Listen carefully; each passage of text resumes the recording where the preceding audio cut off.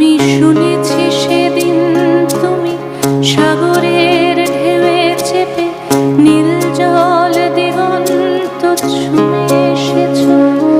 আমি শুনেছি সেদিন তুমি নোনাবালি তীর ধরে বহুদূর বহুদূর হেঁটে এসেছো।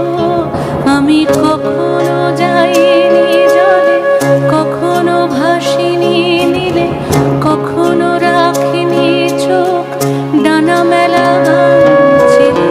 আবার যেদিন তুমি সমুদ্র স্নানে যাবে, আমাকেও সাথে নিও, নেবে তো আমার